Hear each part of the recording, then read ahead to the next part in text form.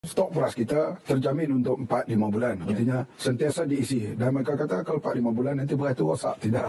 Dia ada rotation dia. Yang lama dipakai, yang diganti Ada baru. kaedahnya. Ada kaedahnya supaya dia tidak masuk bubuk saya sebut tadi dalam parlimen tadi. Jadi soal stok dia cukup. Cuma kita nak seimbangkan harga. Tadi ada juga orang katanya, kenapa begitu? Kenapa jadi krisis makanan ini? Bolehkah kita selesai takkan berlaku lagi? Tak boleh. Sebab itu dalam usaha penyelesaian ini kita cari yang terbaik bagaimana jalan untuk menyelesaikan. Krisis ini pergi dan datang. Macam saya sebut tadi, dalam parlimen saya sebut, zaman Khalifah Islam yang kedua, Umar bin Khattab, kita diberitahu oleh ulama-ulama kita, Umar bin Khattab pernah menangguhkan hukuman hudud kerana berlaku banyak kucurian dan kemiskinan pada waktu itu. Artinya di waktu itu, 1400 tahun dulu, berlaku krisis makanan. Lebih awal daripada itu, zaman Nabi Ishaq membawa keluarganya pergi berjumpa Nabi Yusuf di Mesir untuk meminta gandum. Artinya di waktu itu berlaku krisis makanan ini. Artinya dia berlaku sentiasa. Lebih dahsyat lagi masa perang Jepun sampai orang terpaksa makan ubi kayu. Kita di sini kita kata, apakah cara kita bertindak ni takkan berlaku lagi krisis akan datang? Belum tahu. Tapi kita cari jalan yang terbaik untuk menyelesaikan keadaan masa ini dengan cuba merancang untuk kebaikan masa depan. Di antaranya saya selalu menyebut, negeri kita ni tidak berapa besar. Jadi kalaulah berlaku banjir besar, melanda Kedah, Kelantan, Terengganu, Perlis, katalah banjir itu panjang masanya, dia memusnahkan tanaman padi, menyebabkan stok kita akan berkurangan. Sebab itu saya mencadangkanlah supaya kita fikir secara serius untuk menjelmakan jelapang padi kita yang kedua, iaitu di Sabah dan Sarawak. Karena Sabah dan Sarawak pengeluaran untuk negara mereka baru di sekitar bawah 5%. Kita kena berusaha sekurang-kurang pada di tahap 50-60%. Dan tanah mereka masih banyak, masih luas. Di Sarawak pun begitu. Cuma masalahnya kerajaan federal, kerajaan negeri Sabah dan Sarawak berganding bahu, terutama dalam membina infrastruktur yang baik dan boleh diusahakan tanaman padi supaya kalau berlaku apa-apa masalah di sebelah Malaysia Barat, maka Sabah dan Sarawak boleh menampung. Kalau berlaku hal apa-apa di Sabah dan Sarawak, Malaysia boleh menampung. Macam kita lihat negara China lah, negara Amerika. Negara mereka besar. Banjir di Arizona mungkin tidak berlaku di Texas. Banjir di California mungkin tidak berlaku di New York. China pun begitu. Barat ke timur, perjalanan jembo jet 5 jam. Artinya negaranya luas. Kita tidak. Kalau berlaku bencana di 4 negeri, di utara dan pantai timur, kita akan hadapi masalah beras. Sebab itulah soal keterjaminan makanan ini perlu dilihat secara serius. Bukan soal politik parti itu, parti ini, negeri itu, negeri tidak. Kena lihat secara serius supaya berlaku satu perkara, kita ada contingency plan, ada stok kita. Dan macam saya sebut juga dalam parlimen, saya tak suka main blame game. Blamekan pemerintah dulu, kenapa tak sediakan beras yang cukup. Itu dulu. Sekarang kita masalah nak fikir macam mana untuk kita usahakan supaya keadaan security makanan negara kita terjamin pada masa hadapan. Ini yang perlu kita semuanya kena terlibat. Daripada kementerian, universiti, Pertuan Peladang, petani, kerajaan-kerajaan negeri dan federal, semua kena combine tenaga. Sebab security makanan ni menjadi isu di seluruh dunia sekarang ini.